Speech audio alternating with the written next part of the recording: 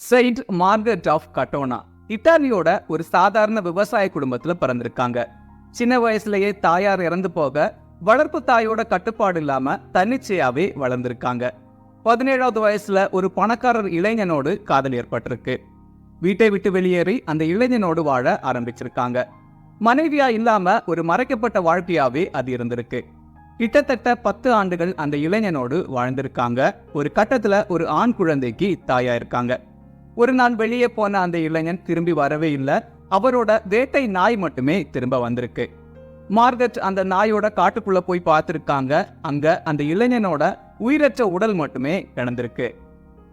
இந்த அதிர்ச்சிக்கு பிறகு ஆடம்பர வாழ்க்கையை விட்டு தம் மகனோட கச்சோனா நகருக்கு போயிருக்காங்க. அங்க பிரான்சிஸ்கன் துறவிகள் கிட்ட தஞ்சம் அடைஞ்சிருக்காங்க. எளிய வாழ்க்கை வாழ ஆரம்பிச்சிருக்காங்க. 1277ஆம் ஆண்டு செயின்ட் பிரான்சிஸ்கன் 3ஆம் நிலை சபையில இணைஞ்சிருக்காங்க. யாசகம் பெற்று வாழ ஆரம்பிச்சிருக்காங்க. ஏழைகள், நோயாளிகள், வீடற்றவர்களுக்காக ஒரு மருத்துவமனையை நிறுவியிருக்காங்க. ஒரு நாள் மார்கரெட் ஜெபம் செஞ்சிட்டு இருக்கிறப்போ, எளிய சிறு பெண்ணே உனக்கு என்ன வேண்டும் அப்படின்னு ஒரு குரல் கேட்டிருக்கு.